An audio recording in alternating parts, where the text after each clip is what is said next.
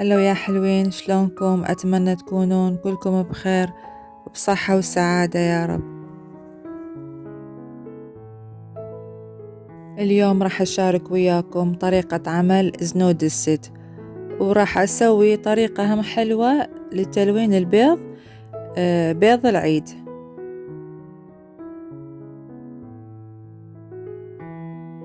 أول شي راح أسوي الشيرة اللي هي القطر. راح أخلي كوبين من الشكر، كوب واحد من الماء، وشوية ليمون حامض.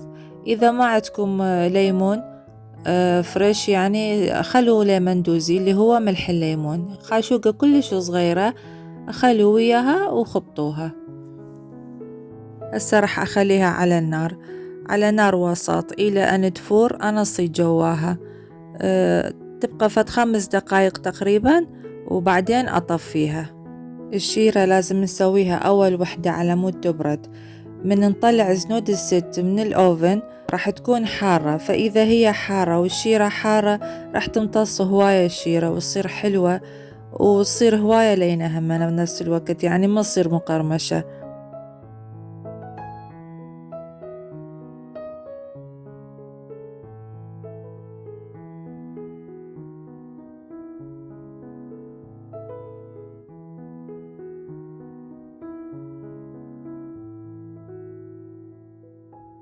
هسه راح أسوي قشطة اللي نحشي بيها زنود الست. راح أخلي كوب واحد من الحليب، وكوب واحد من الكريمة تخفق، نص كوب شكر، ونص كوب نشا، وشوية فانيليا إذا تحبون.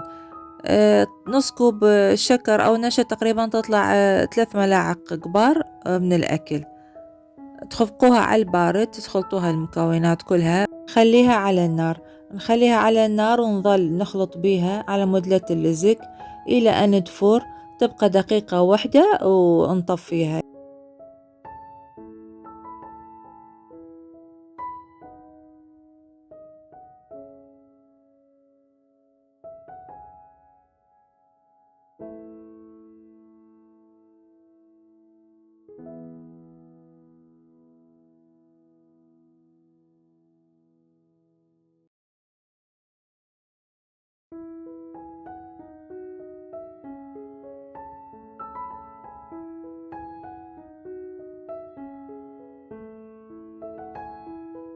هنا شلتها القشطة من النار. هسه جبت كاسة وفرغتها بيها. هسه راح أشوف لكم القوام مالتها، هيك يكون يعني لا كلش ثخين ولا سائل، وسط. راح أخليها على صفحة إلى أن تبرد، وأغطيها بقطعة يعني صغيرة من النايلون، خليها فوقاها. لزنود الست لازم تستخدمون الدهن اللي هي السمنة، تخلوها شوية على النار إلى تبقى هيك قوامها سائلة تكون، وتخلوها على البايركس أو صينية عندكم مال أوفن عادي هم يصير. أكو قسم يقلوها الزنود الست، يحشوها وتتقلى يعني على النار. أنا بصراحة ما أحب هاي الطريقة، أحب هيجي أسويها على طول. تخلون كمية زينة بأسفل البايركس أو الصينية اللي تستخدموها، وتبلشون تشتغلون بالعجينة وتصفطوها عليها.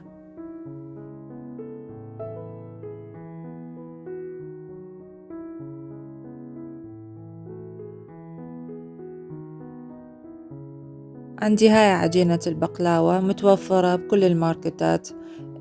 إذا تحبون تشترون من عندها. تستخدم للبقلاوة، للزنود الست، الهواية حلويات. فراح أفتحها وراح أقصها ل3 أقسام، يعني أسويها. هاي فتحتها بالعرض وقصيتها سويتها 3 أقسام. راح أخليها على صفحة وأغطيها. لازم تغطوها يعني لأنه تنشف. من تنشف تصير يعني بصعوبة ما تقدرون تلفوها زين لأي استخدام تستخدموها للحلويات.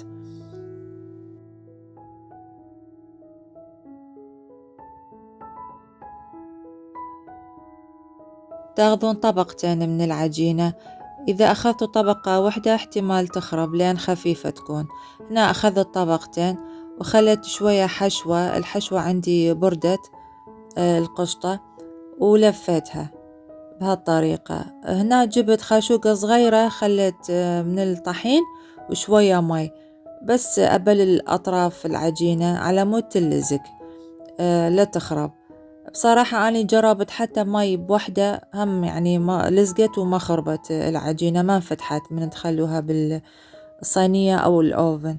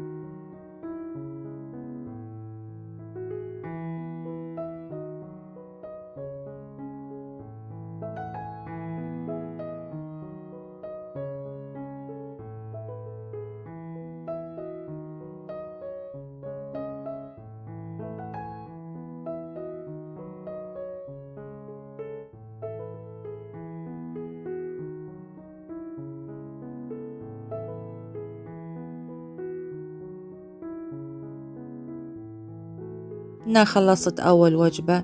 حبيت أقول لكم هاي الكمية العجينة اللي أخذتها راح تطلع عندكم تقريبا صينيتين أو 3 من زنود الست. كمية زينة يعني. فعندي هنا السمنة أو الدهن مذوبتها أني قبل، فراح أسقيها الزنود بهالطريقة. أسقيها بهالطريقة وأخليها بالأوفن. الأوفن يكون درجة حرارته وسط، معلوق فوق وجوا. من تشوفوها تحمر يحمر الوجه مالتها تطلعوها.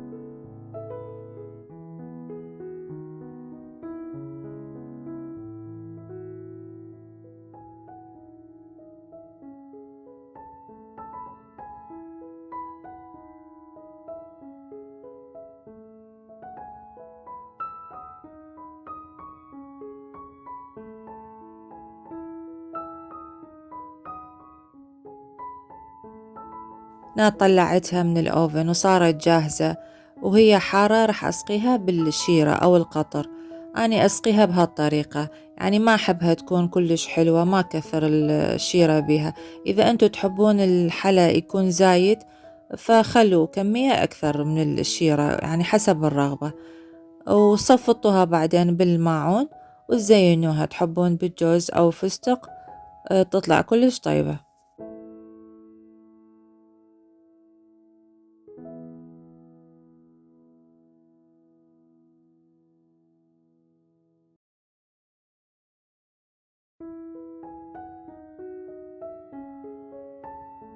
هذا هو شكلها النهائي.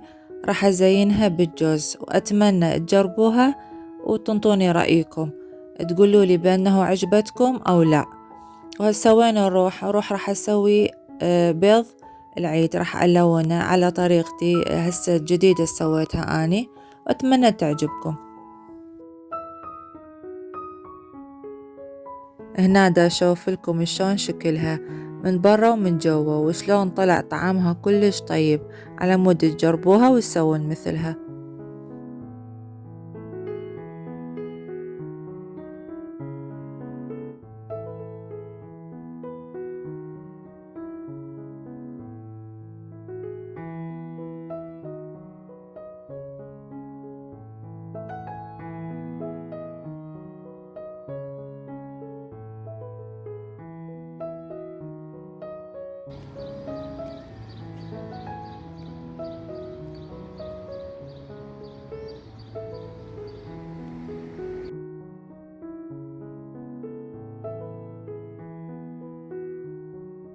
هسه راح ألون بيض العيد. هنا عندي ألوان اشتريتها من العطار، هي ألوان غذائية يعني صالحة للأكل. أي لون اللي تحبون تقدرون تخلون. راح تخلون شوية بالخاشوقة من هذا الطوز بالكاسة، وتضيفون إلها ماي حار، ماي حار وملعقة كوب تقريبا خل، حسب الكمية انتو اللي تسووها.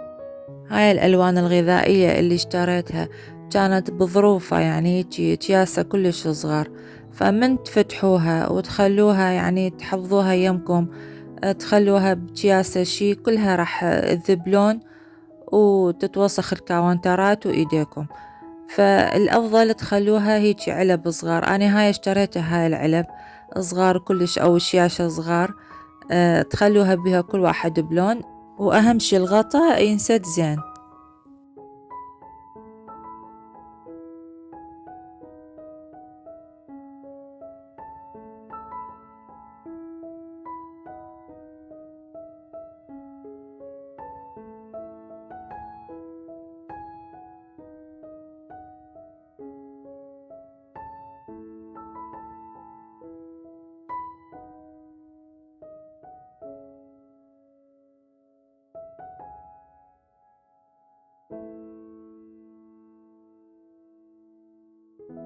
هنا ورا ما خليت الخل عندي هنا بيض مسلوق.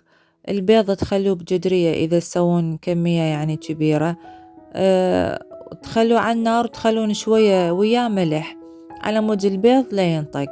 أو تحبون تزرفوه شوية بالإبرة أو الدنبوس البيض همنا على مود لا ينفجر البيض بالماء ويتخربط شكله.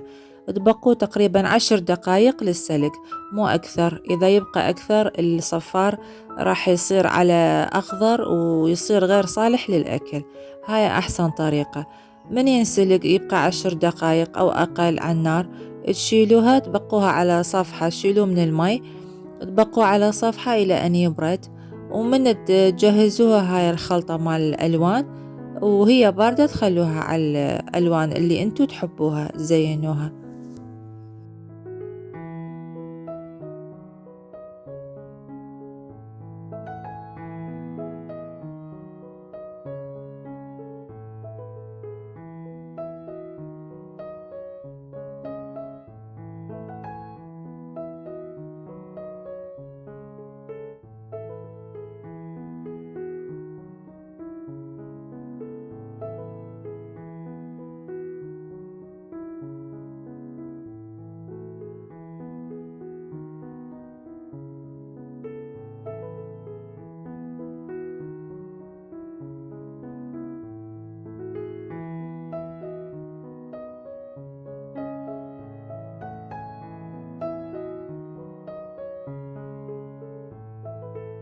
هسه سويت أني وجبة وحدة راح أسويها سادة، يعني البيض كل واحد راح أخليه بكاسة لون كامل يصير.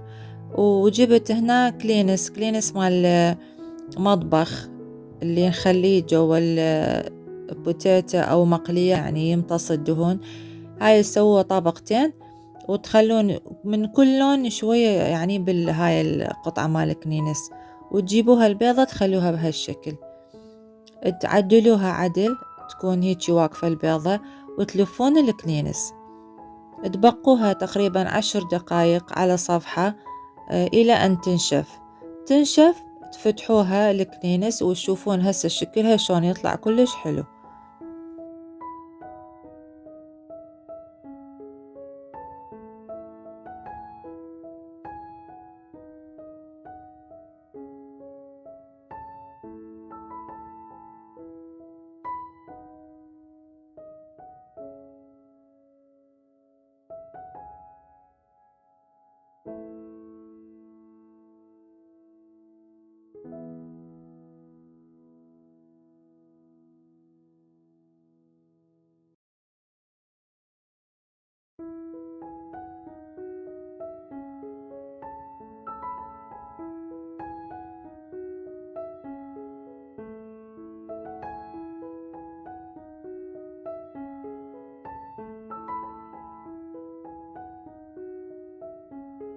صراحة قلب البيض على مود يتلون من كل الجهات.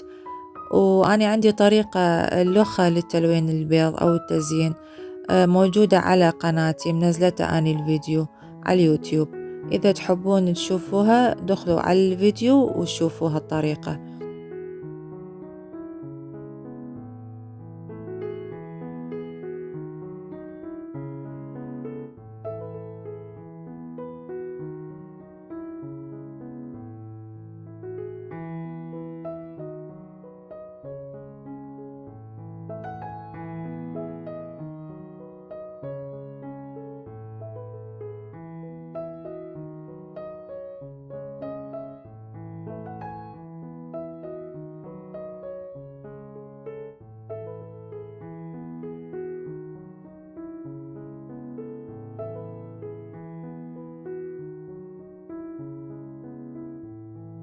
هنا نشف الكنينس وشوفوا لي الشكل ايش قد حلو طلع. طلعت كلها هيك ملونة كل الألوان. شكلها كلش حلو. وأتمنى عجبتكم هيك طريقة تلوين البيض. وكل عام وانتم بألف خير يا ربي، بصحة وسلامة وتحقيق الأماني. أتمنى عجبكم اليوم الفيديو، حبيتوا لا تنسوني باللايك والاشتراك. مع ألف سلامة.